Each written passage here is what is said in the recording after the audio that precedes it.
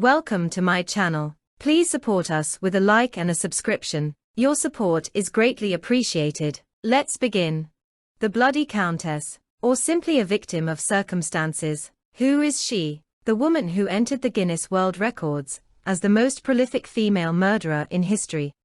Early years. Let's traditionally begin with her childhood. Elizabeth, though more accurately pronounced Erzsébet, was born in 1560 in Hungary. Her parents came from two branches of the same family. By the way, her mother was the sister of the Polish king Stephen Bathory. The girl received excellent education at home and knew several languages. According to the traditions of the time, Elizabeth was married off early. At the age of 10, she was betrothed to Ferenc Nadasdy. The wedding, however, took place when the bride turned 15. Ferenc was 4 years older. The young couple's wedding was astonishing in its grandeur. There were more than 4,500 guests. As a festive gift, the groom presented Erzsébet Szegety Castle, which will play a tragic role in our story. The life of a married lady.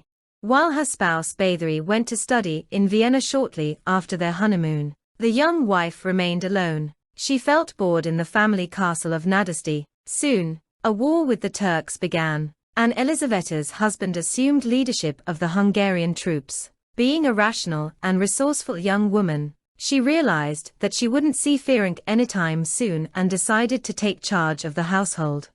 She successfully defended the ancestral estate from Turkish Ottoman plunder and stood up for the female soldiers who often suffered violence from the enemy. It seems there was nothing blameworthy in the character of this brave and intelligent woman. Right? An exemplary wife, a diligent homemaker, a caring mother. By the way, the couple only had children after 10 years of marriage, possibly because Ferenc was frequently absent. They had a total of 5 children, according to some sources. 6. Rumors have it that Elizabeth's firstborn appeared much earlier, as early as 1577. However, the father was not Nadasdy, but a young servant named Laszlo Bende. Upon learning of the betrayal, Ferenc was furious. He immediately arrived at the Szava castle and ordered the castration of his rival and left him to be torn apart by dogs. He kept his wife imprisoned in another family castle until she gave birth to a girl named Anastasia. And then, Ferenc ordered the mother and daughter to be separated. Elizabeth returned to her husband, while the baby girl was given to others for upbringing, or perhaps even killed.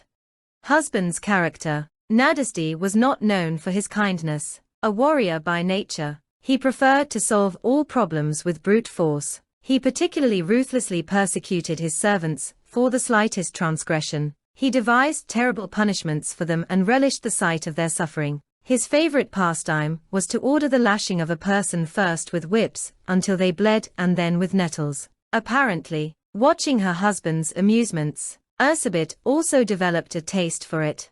She could punish the servant caught stealing by making her, stripped naked, apply hot coins to herself, or she would tie a naked girl, smeared with honey, to a tree to be stung by bees. Widow's share. Ferenc Nadasdy died in 1604 at the age of 48. Elizabeth was not yet an old woman, and she wished to preserve her fading youth and beauty for as long as possible. And there was indeed much to preserve. The surviving portrait conveys perfect, austere features, a graceful figure, luxurious hair.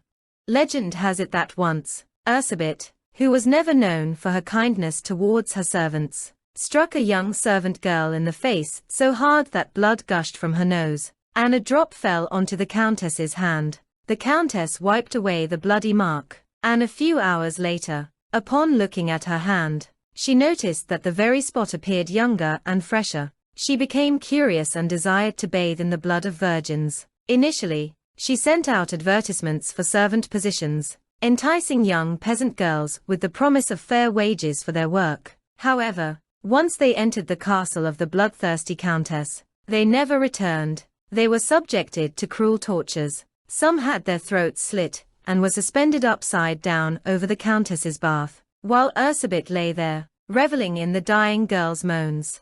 Also, with the aim of filling the baths with life-giving virgin blood, a special device called the Iron Maiden was created. A girl was placed in such a device, suspended from the ceiling, and then a mechanism was activated that pierced her body in multiple places. Meanwhile, the castle's mistress lay on the floor in a pool of blood. But soon, Elizabeth noticed that the elixir of youth no longer had any effect. She was desperate, and then she found a solution. What if she used the blood of noble virgins? Could the blood of some commoner help her, a noblewoman? To achieve this, schools were established near the Countess's castle, where the daughters of local nobility were supposedly taught etiquette and various crafts. However, this was merely a cover. The young innocent girls were intended for something entirely different.